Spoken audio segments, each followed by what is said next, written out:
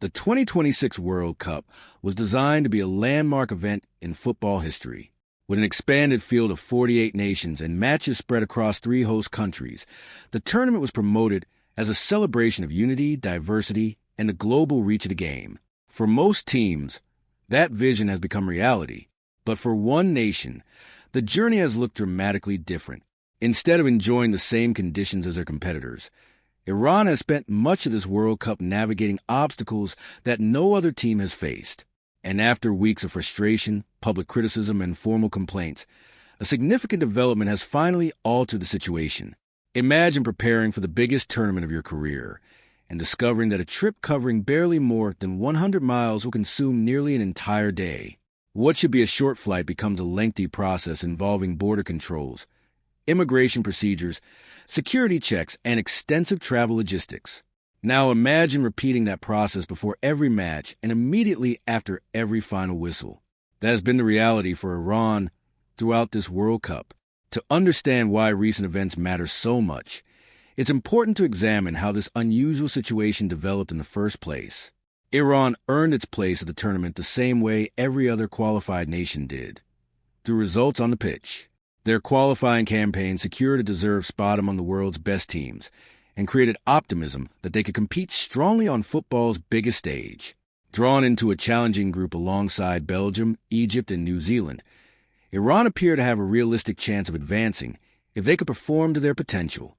However, the circumstances surrounding their participation were anything but ordinary. Only months before the tournament began, Iran found itself at the center of escalating geopolitical tensions involving both the United States and Israel. Although a ceasefire had been reached before the competition started, the consequences of those tensions continue to influence logistical and diplomatic decisions connected to the tournament. Originally, Iran's national team planned to establish its training base in Arizona. The arrangement would have placed them inside the United States alongside many other participating nations, allowing the coaching staff to create a stable routine and provide players with the environment needed to perform at their best.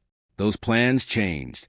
Instead of remaining in the United States, Iran's delegation was relocated to Mexico, where a new base camp was established in Tijuana. On paper, the distance between Tijuana and some American match venues appeared manageable. In practice, the move transformed every match day into an international journey. For most teams at the World Cup, travel consists of moving between training facilities, hotels, and stadiums within the same country. For Iran, every trip to a match required crossing an international border. Every journey involved immigration formalities, customs procedures, passport inspections, and additional security measures. What would normally be a routine transfer became a complicated operation. The impact quickly became apparent during Iran's opening fixture. Their first match produced an impressive draw against New Zealand, a result many observers considered encouraging given the unusual circumstances surrounding the team. Yet the performance on the field only told part of the story. The actual journey to the stadium had already become an exhausting challenge. A flight that should have taken less than an hour ultimately stretched into a process lasting roughly 5 hours when all the required procedures were included. For professional athletes, time is one of the most valuable resources during a tournament.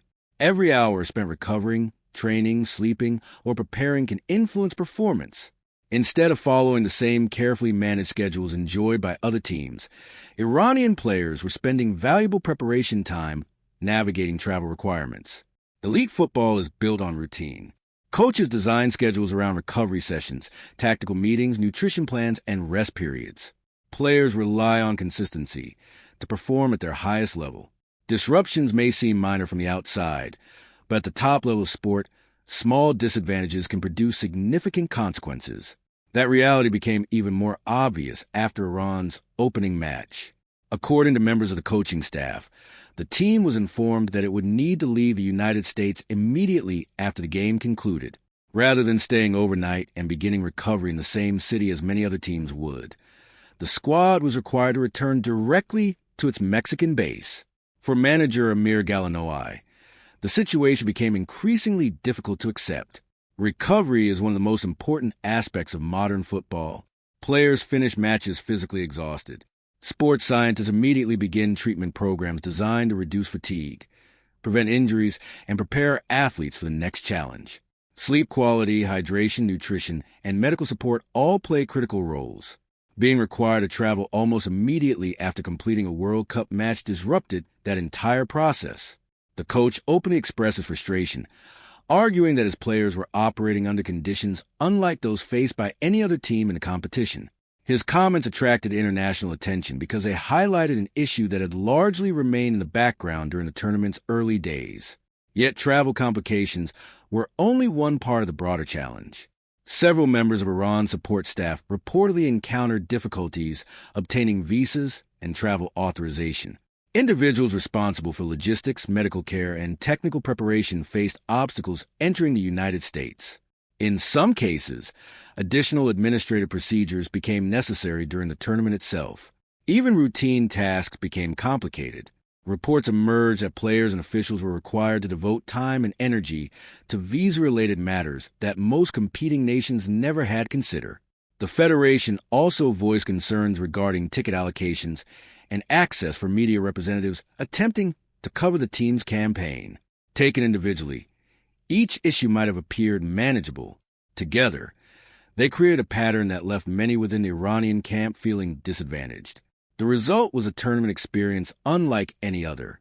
While other teams focused almost exclusively on football, Iran was forced to balance football preparation with a constantly evolving set of logistical challenges. Every match carried uncertainty not only about the opponent on the field, but also about the practical realities surrounding travel and access. This distinction became one of the defining stories of Iran's World Cup. The situation also unfolded against a complicated social backdrop.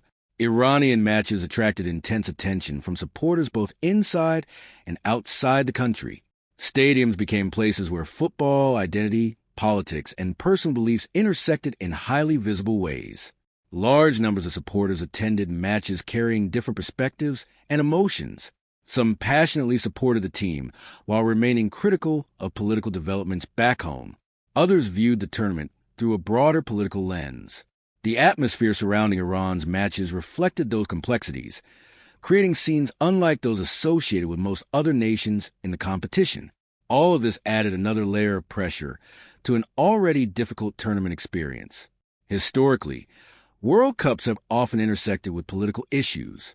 There have been controversies involving host nations, diplomatic disputes, and questions regarding international relations.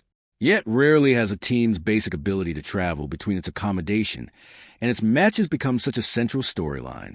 That is what makes Iran's situation so unusual. Previous tournaments have seen complaints about scheduling, accommodation, or travel distances. Some teams have argued that opponents received more favorable conditions. Others have criticized visa policies affecting supporters. But Iran's challenge was different. The issue was not a single inconvenience. It was a recurring reality embedded into the team's daily routine.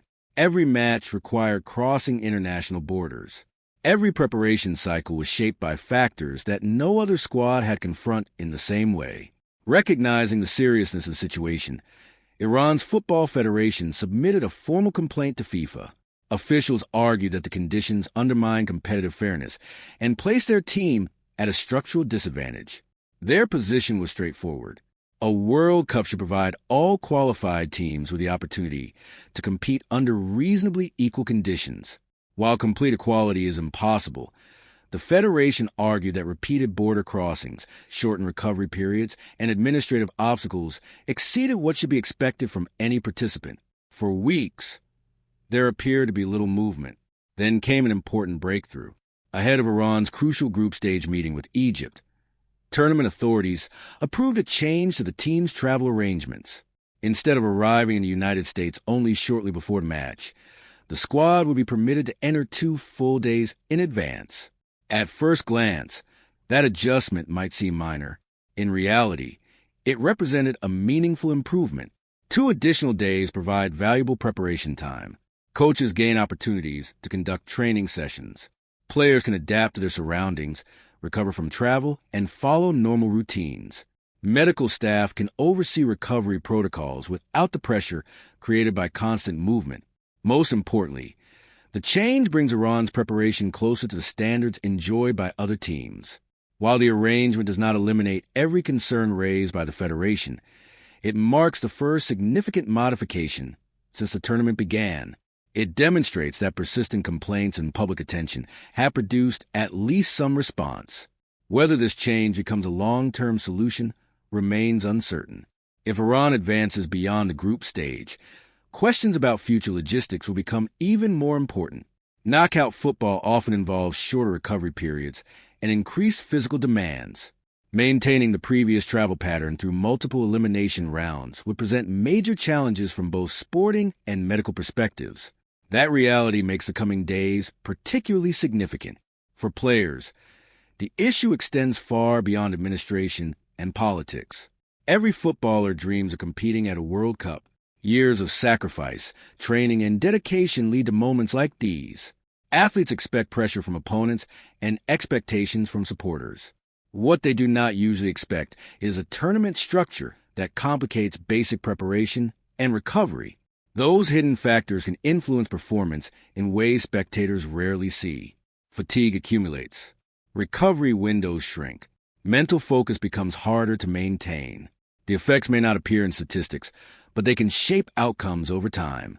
For supporters, the situation has created a unique emotional experience as well. Many fans simply want to watch their team compete under fair conditions. Others see the broader circumstances as impossible to separate from the football itself. As a result, every Iran match has carried significance extending beyond the scoreline. Now attention turns to what happens next. Will the recent adjustment prove to be the first step toward a broader solution, or will it remain an isolated exception created for a single fixture? The answer could have important implications not only for Iran, but also for future tournaments. As FIFA increasingly embraces multinational hosting models, questions surrounding logistics, border access, and competitive fairness may become more common.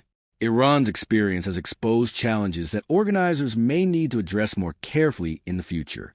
For now, one thing is clear. Iran's World Cup journey has been unlike that of any other team in the tournament. From an overseas base camp and repeated border crossings to shortened recovery periods and administrative complications, the squad has faced obstacles extending well beyond football itself. Their federation pushed for change. Their coach spoke publicly about the difficulties. Their players continued competing despite the circumstances. And now, for the first time, a meaningful adjustment has arrived. Whether it represents genuine progress or merely a temporary accommodation remains to be seen. But with a decisive match against Egypt approaching, Iran finally enters a World Cup fixture with conditions that more closely resemble those experienced by every other nation in the competition. The coming matches may reveal just how much difference that change can make.